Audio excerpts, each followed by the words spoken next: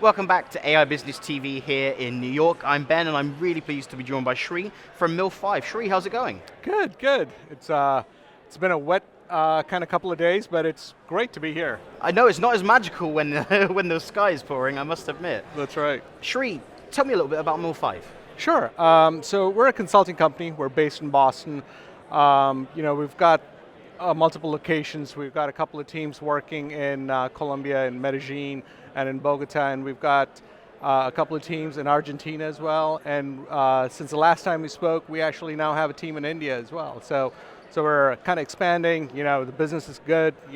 Customers are realizing what they can do with machine learning and big data and such, and it's becoming a reality in the past couple of past couple of years. So it's a great time for Mill5. That's great to hear. I'm glad that you've had that opportunity to expand over the last 12 months, and we'll come on to the conversation with last year, which was with the wonderful Richard. So just to kind of give us an overview, what kind of consulting services do you actually offer then? So, we're an end-to-end strategy / consulting firm, right? We help companies kind of strategize on where they need to be as a business, what kind of KPIs they're going to be achieving over the next, quarter, half year, full year, and we're working with their team and making sure that, we're either augmenting their team, to build those solutions and to make sure that they're successful in their business, right? So we've got three major pillars for Mill5. The first one is consulting services. This is where we go do traditional software development, machine learning and AI, and that includes dealing with data, sourcing data, doing the data engineering part of it, feature engineering, data science, and so on and so forth, all the way to putting it into production, right? And then we've got performance engineering, which is more about, hey, how do we take your data or your products and then move them to the cloud? So this is more about, moving it to the cloud, making sure we're able to facilitate, load testing, stress testing, DevOps, MLOps, which is a huge portion of being successful in machine learning projects. How do we make that happen, for your organization? And then there is MSP, which is the managed service provider stuff. We're not, a ticket desk or anything like that, but, as you build your applications, and as they morph and evolve, they're an older set of applications that need to be, that need to have their lights kept on, right? That's where our MSP teams come into picture. We do this primarily out of Latin America for budgetary and cost reasons for organizations and our clients. So they're able to hand over some of those assets to our engineers who do some minor feature enhancements, bug fixes, and so on, and make sure that those applications are working the way they're expected to in the regions that they're expected to work in. I want to delve into that AI aspect a little bit more, Shri. Where does AI kind of fit into what you kind of do a little bit deeper? But also, what are the kind of companies that you're kind of working with in that space? Yeah, sure. So we've got a lot of clients doing a lot of different types of AI. Some of them have heard about AI, right? But they don't know where to get started. All the way to the ones that actually have models in production right now, and they want to know where to take that next, right? How do we have a process that satisfied governance and compliance needs, in different regions of the world, right? So what our teams do is we start with process. We make sure that we have a repeatable process for the client where they're able to say, this business metric, check, done, right? So we start with the data first, making sure that we're able to source the data correctly, making sure that we're able to shape the data correctly, and standardize it for the data scientists to pick up, run their experiments, do their training in a repeatable fashion, and come back and say, well, this is what we have, is it good or not? Selecting the right candidates, choosing the right tool sets, the architectures. This is all stuff that Mill5 has done over and over again. So for us, it's, I don't want to say it's cookie cutter, because that would just trivialize the thing, but it's something that we've seen across various industries, across various verticals. So we bring specialists in, when we do engage in a project that understands that landscape really well, and then takes that to the next level. So one thing I'm keen to understand is kind of success rates, right? Everyone's doing AI right now. Right. How do you guys come in and kind of improve those companies that are wanting to do AI more, get to the successful rate that they actually want to achieve? Yeah, that's a great question, right?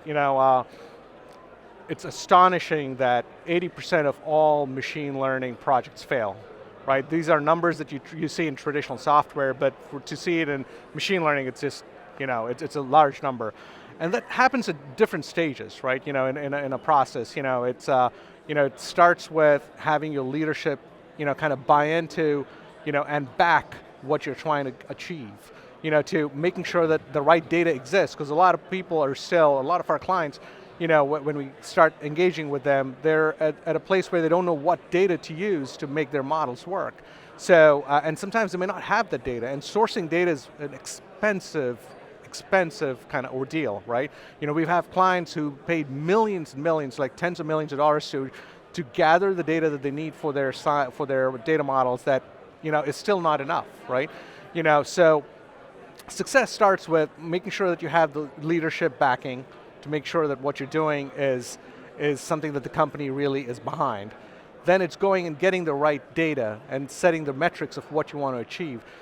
Picking the right data, creating synthetic data if necessary. We've had clients where we need, I'm going to get a little geeky here, but we needed to open up Unity and actually create a walk space and a workspace for some retail clients for them to be able to understand, well, okay, in the lack of real data, this is kind of the movement that happens within our space, and this is what the machine vision project should be looking at. So picking the right data is super important. Having your data scientists aligned and in constant communication with the SMEs, the subject matter experts from the business side, is very, very critical, because what you want to do is build a solution that is required and not be in the vicinity of what you're trying to build. And then it's going into production, making sure that you're talking to your software architects, you're talking to your IT architects, they're all in the loop of what you're doing and how you're doing it, and to have that fabric that's connecting all of these folks, right, which is what MLOps is, to be able to make sure everyone understands it, and once it gets into production, are you going to do high availability, is it going to be disaster recovery enabled, right, what are the costs around it? It's huge, right? So you got to check off all of these boxes, have a good process and have a good fabric and MLOps in place for you to be successful. And that way as well, having that interconnectivity between teams, that way you're going to get more kind of responsible uses of data as well, That's which exactly is a huge right. thing. Is that That's something exactly you right. guys are seeing at the moment? Very much so, so making sure that you pick the right training data and the testing data is super important, and that's where you filter out things for ethical AI, for making sure that you don't have any biases in your data and so on. That's a very crucial step while you're selecting data and feature engineering it. So is that something that you see being kind of the main focus for AI in the next few years, Shri? What are you kind of looking ahead for the next couple of years? Yeah, so it's good that seed has been planted, so people are looking at it, as organizations become more transparent, as laws and governance routines are becoming more ubiquitous. That is definitely a big portion. But there's a lot on the technology side of things too. I can talk about quantum computing, but I think, honestly, it's about 10, 15 years out, right?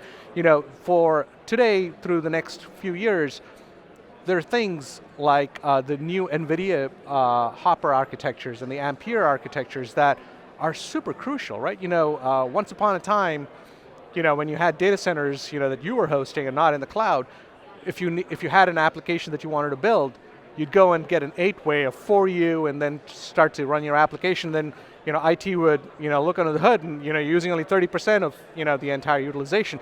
The same thing is happening with AI right now, right? With computers becoming smaller, the rack space becoming smaller, compute running at the edge where data is, you have less options on what you can run and how much leeway you have on that box. So density is a huge problem that we're trying to solve, and with the likes of our partners like with NVIDIA, where Hopper architecture, you're able to slice it up into parallels where you're able to run multiple models in parallel on the same GPU.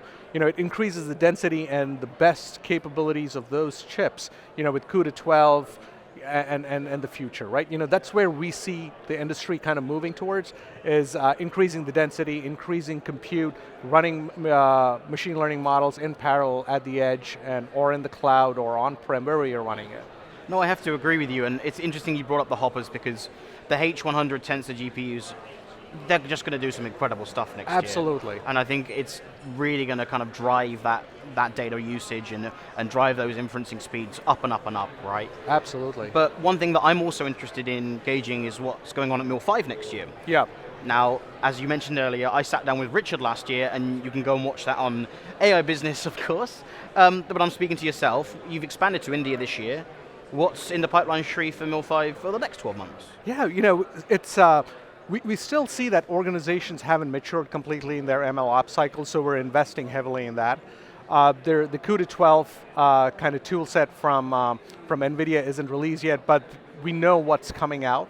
We're gonna see a massive adoption of that technology just because of what it can do in the HPC kind of route, as well as MLOps, or I'm sorry, machine learning and AI capabilities. So we see our muscle growing in those areas: MLOps, model building, targeting CUDA 12, targeting Hopper, targeting Ampere, and the future chips that support that capability.